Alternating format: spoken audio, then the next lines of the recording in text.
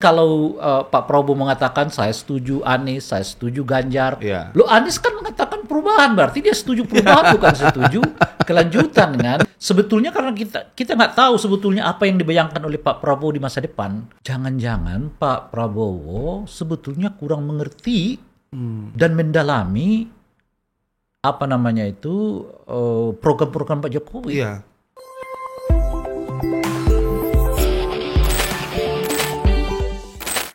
Open Table, kita ketemu sama abang kita lagi, Bang Ray Rangkuti hari ini.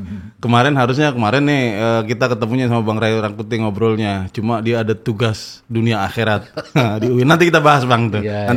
Sementara kita bahas soal debat dulu lah. Iya. Ini kan kalau Bang Ray harus bertanggung jawab untuk menyelesaikan klasemen debatnya.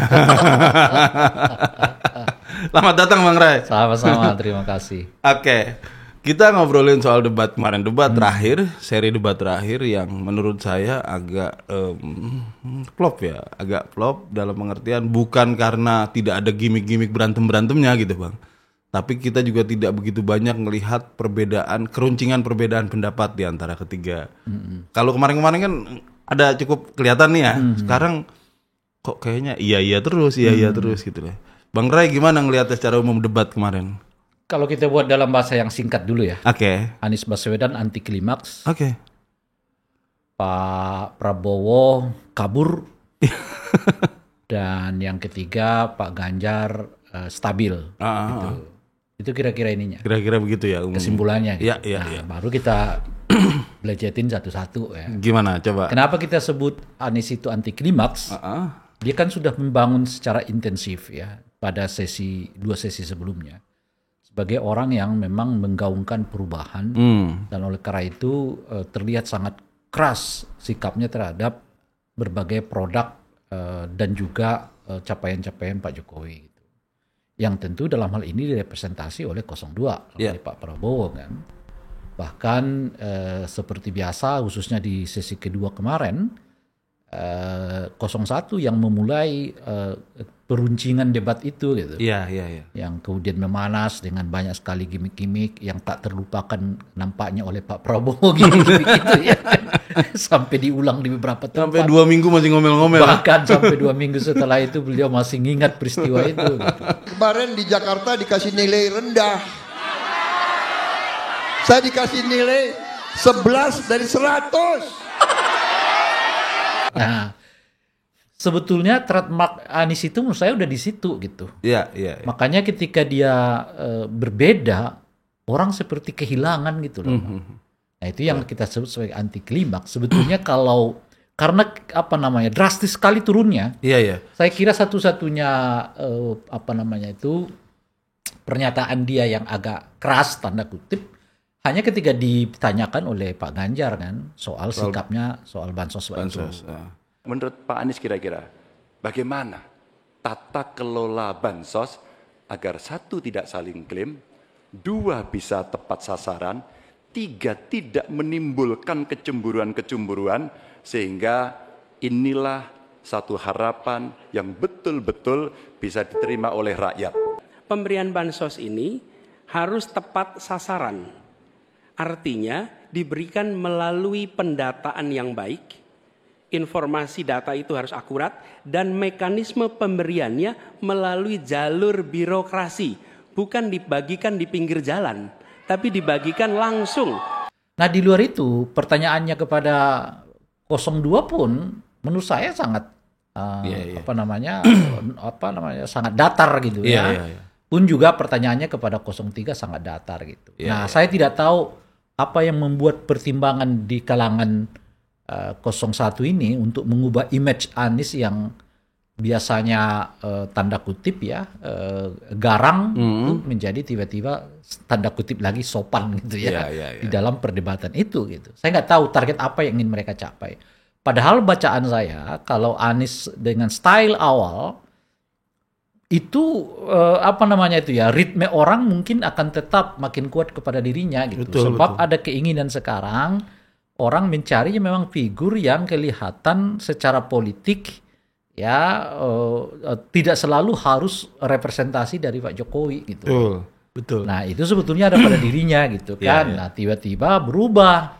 Nah ada apa? Saya kira bukan saja perubahan itu memperlihatkan anti klimaks, tapi boleh jadi kemudian pertanyaan-pertanyaan ada apa dengan Anies itu membayangi oleh pemilih yang belum menentukan pilihan. Apakah akan jatuh ke Anies Baswedan atau jatuh ke paslon yang lain gitu. Nah, padahal kalau bayangan saya lagi nih, kalau Anies tetap dengan style awal, ya hiruk pikuknya itu ada padanya sampai setidaknya 10 hari ke depan kan? Karena apa gitu? Karena besar kemungkinan Pak Prabowo akan bicarain terus nih. Dan kalau kita ngelihat ya Bang ya, sebelum debat terjadi sebetulnya kan ada kegamangan di pihak 01 ya. Ya waktu itu tentu belum ada nomornya 01. Tapi di pihak 01 itu kegamangan. Kita mau nerusin, mau ngegas soal perubahan atau bagaimana. Tapi debat itulah yang menguatkan mereka kan.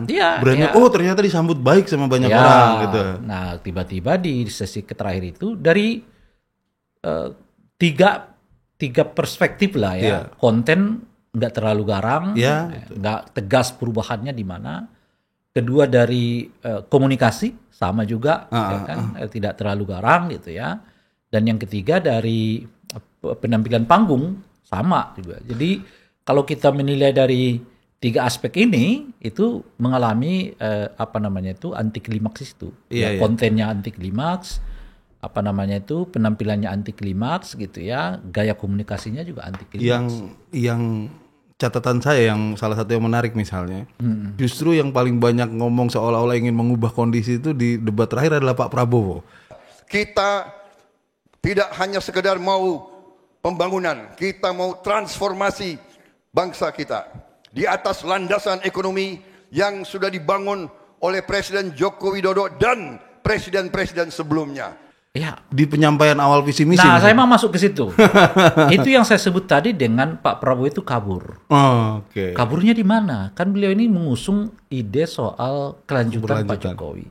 Tapi tidak kita dengar kelanjutan Pak Jokowi pada tema-tema yang dimaksud gitu loh. Apa yang mau dilanjutin? Iya, kan beliau nggak mengungkit keberhasilan Pak Jokowi di mana. Ya kan, mengapa itu harus dilanjutkan dengan semua keberhasilan yang berkaitan dengan tema, kecuali kembali lagi ke setelan pabrik. Apa setelan pabriknya itu? Makan siang dan susu gratis gitu loh. Apapun masalahnya, makan siang dan susu gratis solusinya gitu. Dan yang paling penting dalam preventif adalah makan bergizi untuk anak-anak dan ibu-ibu yang melahirkan. Nah sebetulnya beliau ini padahal makan siang dan susu gratis itu kan bukan programnya Pak Jokowi. Bukan, dan karakternya beda sekali Bang. Iya. Nah kalau Pak Jokowi itu bukan makan siang dan susu gratis, bansos. Bansos siang malam. Itu pun dulu, pagi siang dan malam. Dulunya gitu kan. Pun sebetulnya dia tidak mau bansos seperti itu kan, maunya langsung ditransfer misalnya. Beda banget tuh makanya. Nah jadi itu yang saya sebut tadi kabur. Justru penampilan Pak Prabowo pada sesi ketiga ini makin membuat kita di mana Pak Prabowo samanya dengan Pak Jokowi untuk beberapa aspek ini gitu loh.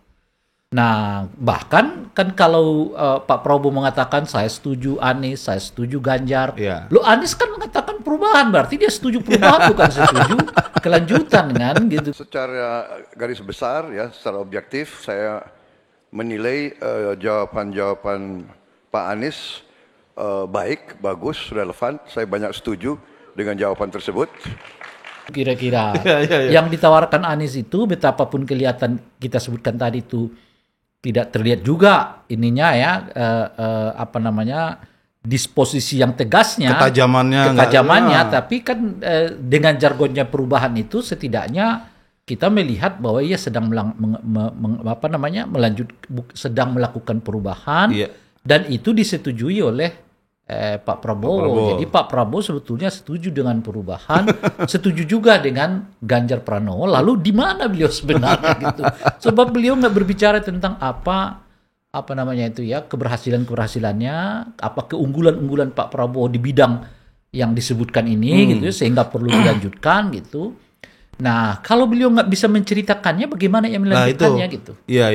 Itu kita nggak paham jadinya. Nah, ini nanti akan saya jelaskan efek nantinya dari situasi ini. Nah, kita kembali ke 3. Nah, kalau 3 kan saya temukan tadi stabil, alias konsisten lah. Ya kan, jadi dari awal beliau nggak terlalu banyak menggunakan forum itu untuk tanda kutip menyerang Pak Prabowo gitu. Itu lebih ngomong lebih rencana. Rencana secara teknis, secara turunan macam-macam. Nah, di forum kemarin juga beliau begitu, tetapi tetap memperlihatkan mengapa ia memiliki gagasan yang lebih ke depan dibandingkan dengan Pak Prabowo gitu. Kan sebetulnya karena kita nggak tahu sebetulnya apa yang dibayangkan oleh Pak Prabowo di masa depan, kecuali mengatakan saya akan melanjutkan gitu. Iya. Melanjutkan ini. Apanya yang dilanjutkan kecuali kita mungkin terfokus pada dua hal, melanjutkan IKN, hilirisasi. Cuman itu. Iya. Nah, padahal kan bangsa dan negara ini banyak sekali. Banget. Makanya kan seperti misalnya pertanyaannya adalah apakah juga Anda melanjutkan kemerosotan demokrasi ini? Ketiadaan adab berdemokrasi ini? Gaya Presiden Pak Jokowi terkait dengan pengelolaan demokrasi, ya kan tata cara pembuatan undang-undang yang dilabrak begitu aja. Ngumpet-ngumpet itu ya. Yang ngumpet-ngumpet. Apakah itu mau dilanjutkan gitu kan? Apakah sikap beliau? Apakah memang beliau juga setuju dengan cara mengelola negara dan bangsa dengan gaya yang seperti itu gitu kan? Jadi beliau itu kelihatan ingin mengidentifikasi perlanjutan itu hanya pada dua aspek itu. Nah, aspek pertama adalah IKN, yang kedua hilirisasi. Nah, yang lain itu kita nggak tahu idenya tentang kelanjutan dari Pak Jokowi betul. Ditambah dengan dua yang baru, betul. Yaitu makan siang dan susu gratis. Gitu ya. Padahal makan siang ini nggak ada dalam programnya Pak Jokowi. Dan itu nggak Jokowi banget tuh kalau kita lihat nawacitanya nawacita. Dia kan sebetulnya nggak suka program yang ngumpul-ngumpulin orang gitu ya, ngantri kayak sekarang dia lakukan sendiri padahal. Kalau makan gratis itu nggak jauh banget lah dari karakter yang kita lihat Pak Jokowi selama ini. Jadi itu yang saya sebut lagi-lagi Pak Prabowo itu makin kabur kok. Dari keinginan terombang-ambing. Dari keinginan untuk melanjutkan. Ini bukan soal terombang-ambing menurut saya. Jangan-jangan Pak Prabowo sebetulnya kurang mengerti dan mendalami program-program Pak Jokowi. Sebetulnya ini kecuali pada dua paket itu, paket hilirisasi dan paket IKN gitu. Karena itu physically kan kelihatan, kan? IKN itu ya ada di sana di Kalimantan gitu. Hilirisasi itu ya ada smelter ada smelternya macam-macam. Itu physically kelihatan. Tapi kalau dalam bentuk ide yang lebih itu macam-macam, jangan-jangan beliau sebetulnya nggak terlalu nggak terlalu mengerti ya. Karena ya kita harus tahu bahwa beliau itu kan bergabung baru 4 tahun terakhir ini kan. Dan sebetulnya orang yang sangat berseberangan ya dengan Pak Jokowi baik secara politik maupun secara visi ya pada pilpres sebelumnya gitu. Betul. Nah, itulah yang menurut saya secara konsisten dipegang oleh Ganjar. Ganjar sih bisa ngulitin nih. Ya kan programnya Pak Jokowi. Dan dia terlibat sebetulnya. Karena beliau terlibat ya baik secara personal di dalam penyusunan keluarga besar PDI maupun secara eksekutorial karena beliau kan perpanjangan tangan Pak Jokowi untuk Jawa Tengah khususnya. Ingat ya, proyek strategis nasional yang membuat nama Pak Ganjar kemudian tercoreng juga adalah akibat melaksanakan tugas yang dibebankan oleh pemerintah pusat. Karena itu proyek strategis nasional. Jadi Pak Ganjar itu baik secara konsep maupun secara aplikasi terlibat dengan semua pikiran-pikirannya Pak Jokowi kan gitu, termasuk beliau adalah orang yang siap ya kan dijadikan sasaran caci maki gitu loh ya. Kan karena membentengi ya kan program-program Pak Jokowi gitu. Nah, jadi kalau dilihat dari yang saya sebutkan ini tadi, itu yang saya sebut Anies itu anti klimaks ya, Pak Prabowo makin kabur. Nah, sementara Pak Ganjar itu stabil atau konsisten gitu. Saya kemarin dapat kesan justru semuanya ngomong secara datar Bang ya. Tidak ada yang meledak-ledak, tidak ada yang terlalu bersemangat apa. Tapi saya melihat secara umum di tengah yang datar itu, perbicaraan yang datar, justru Ganjar yang tampil paling galak dalam tanda kutip ya. Artinya dia yang berani dengan jelas apa sih yang mau dikoreksi gitu loh. Iya, itu yang saya sebut. Ganjar itu kan stabil, konsisten. Itu. Jadi ada yang tetap ia inginkan diubah dan membuat gambaran tentang apa yang akan dilakukan dengan yang diubah itu. termasuk dengan ide-ide barunya mengapa itu harus dilakukan gitu. Nah, tapi pada saat yang bersamaan tidak sedang menegasi program-program Pak Jokowi. Betul. Karena dia juga merupakan bagian yang ingin menyebut kelanjutan gitu loh, Mas. Tapi dengan berbagai perubahan-perubahan gitu kan. Nah, apa efeknya? Ini efeknya itu kan saya kira di tempat ini beberapa kali saya sebutkan Ganjar ini sudah masuk pada tahap yang saya sebut sebagai komparasi dari tahap tahap berbeda dengan Pak Jokowi ya kan, lalu tahap asosiasi bahwa kita sama sebetulnya dengan Pak Jokowi.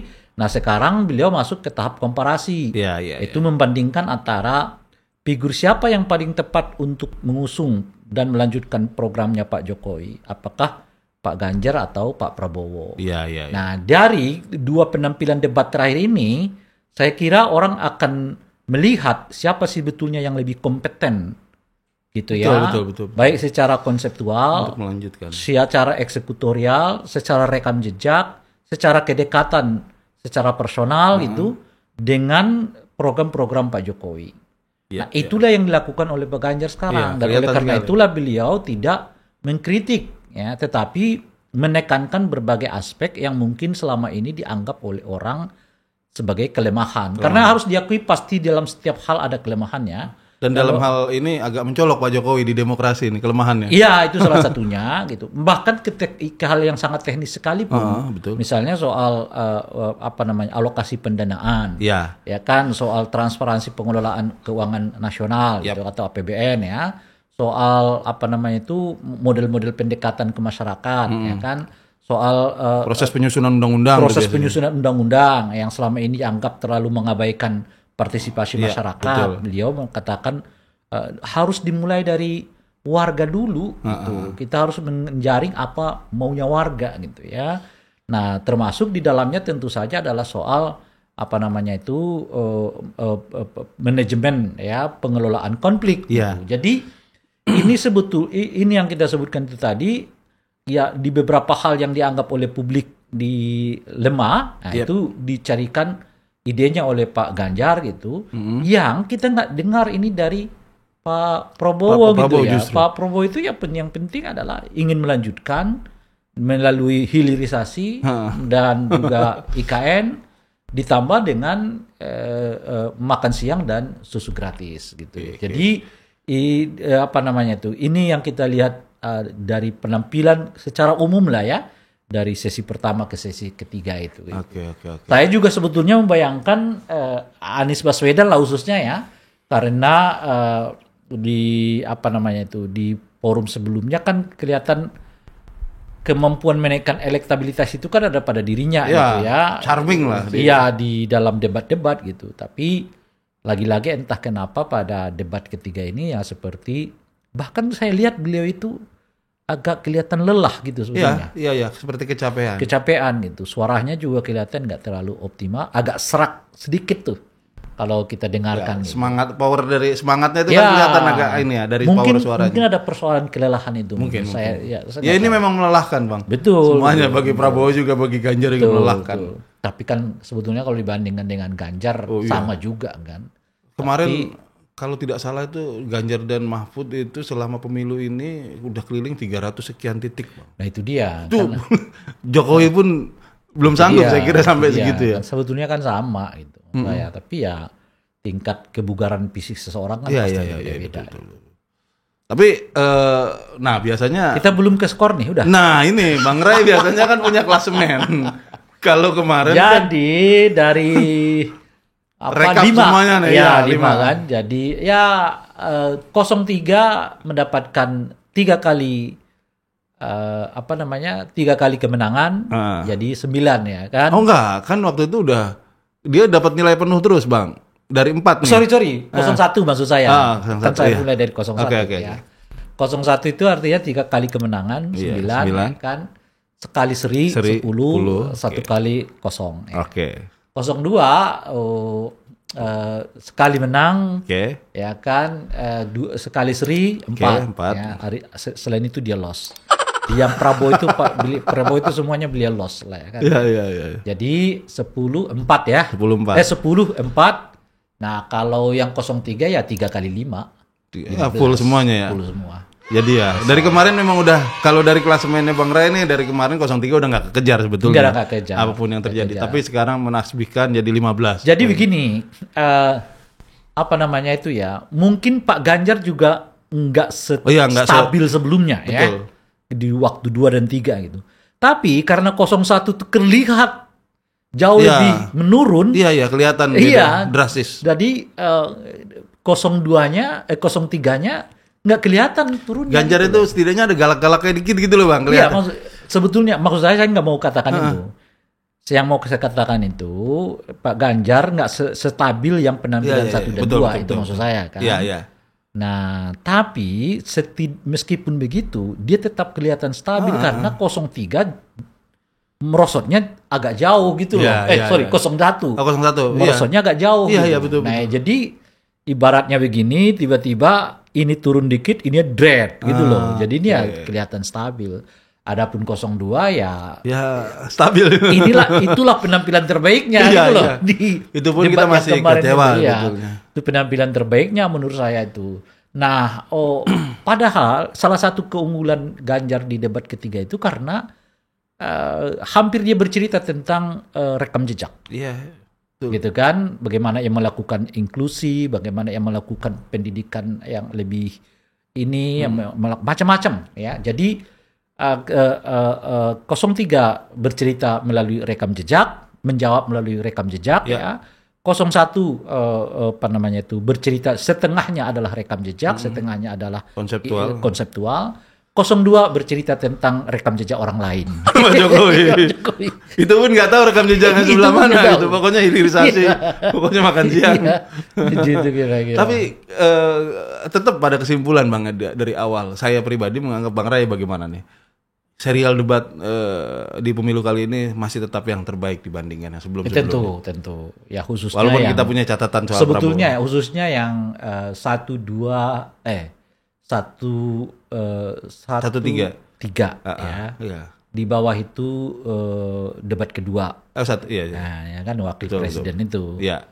Nah, debat ketiga ini menurut saya agak datar memang. Iya. Capres-capres. Tapi secara umum maksud saya isu-isu itu lebih meruncing kan. Ya. Kayak misalnya ngomongin soal perempuan, masyarakat adat, soal disabilitas. Ya. Itu udah ke kasus-kasus spesifik diomongin. Sebetulnya kan penilaian kita itu bukan pada konteks substansi ya. Kalau substansinya boleh jadi yang ketiga ini mungkin jauh lebih berbobot. Ya kan? Betul. Substansi kan?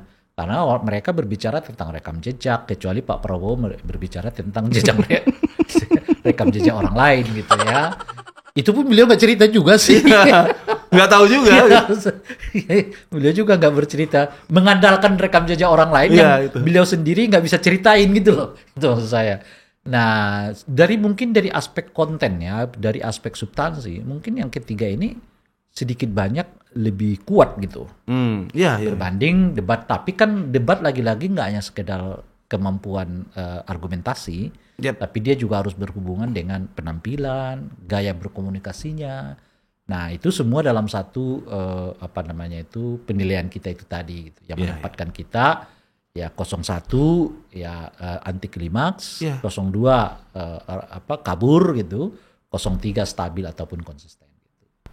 Yang mungkin catatan kita dari debat kali ini adalah kalau saya pribadi tadi di satu sisi saya menganggap ini debat-debat terbaik sepanjang sejarah kita, tapi di sisi lain juga saya mencatat ya itu terutama pasangan 02 ya, Pak Prabowo selalu flop, Gibran tidak mau masuk ke esensi gitu loh, lebih banyak main sirkusnya gitu. Ini maksud saya, kalau saya pribadi merasa sebagai orang yang ikut patungan bikin acara itu Bang gitu lewat pajak kita, saya merasa kurang dihormati sama pasangan ini. Ya tampil yang presidensial gitu loh. Bukan berarti nggak boleh bercanda, tapi yang kita paham, oke, lu sambil bercanda tapi esensinya dapat gitu loh. Menyampaikan dengan cerdas misalnya tapi lucu, baik-baik saja gitu. Nah, ini yang saya tidak dapat di serial debat kali ini dari 02 terutama ya, yang menurut saya dia agak kurang menghormati orang yang punya saham terhadap acara itu, yaitu rakyat, orang-orang kayak kita ini. Iya. Gitulah menurut saya. Kalau Abang gimana catatannya? Ya apa namanya? Saya sih udah ngomong dari tadi apa lagi ya? Udah. Maksudnya gini, pemilu ke depan kira-kira apa yang bisa kita jadi catatan untuk dari debat-debat kali ini? Kan kalau penampilannya sudah oke lah ya, udah meningkat secara umum. Pelaksanaannya Iya gimana? kan meningkat dan tidaknya itu kan sebenarnya tidak hanya tergantung soal fasilitas ya, calonnya juga. tapi calon-calonnya juga. Mereka lah menurut saya yang paling paling dominan untuk memastikan apakah debat ini berlangsung secara meriah gitu ya, atau tidak gitu. Jadi kita buat desain yang wah sekalipun. Tapi kalau di dalamnya seperti debat yang ketiga ya, saya ikut ya. Kita merasa buat apa juga buat debat-debat yang semuanya saya ikut ya kan gitu. Padahal yang diinginkan adalah tarung gagasan. Ya, betul, pertengkaran gagasan. Iya, tapi yang terjadi di dalam adalah persepakatan gagasannya kan. Iya, betul, Bang. Gitu. Oke. Mungkin untuk debat kayaknya kita cukup ya ngobrol ya Bang. Gitu ya? Karena debatnya juga adem kan. Anti klimaks sih. Kita jadi ngomong nggak banyak bahan yang perlu dibicarain. Seharusnya yang kemarin-kemarin seru Bang ya. Seru kalau kayak kemarin-kemarin kan kita berdebat soal etik, Iya, soal betul. menilai macam-macam gitu. Nah mungkin kita sekarang lanjutin ngobrol soal ini aja lah. Nanti kita tutup dulu. Tapi kita lanjutin ngobrol yang soal panas-panas lah, lebih panas. Kayak Bang Ray kemarin itu bikin pernyataan di UIN Jakarta. Oke, ditutup dulu ya Bro.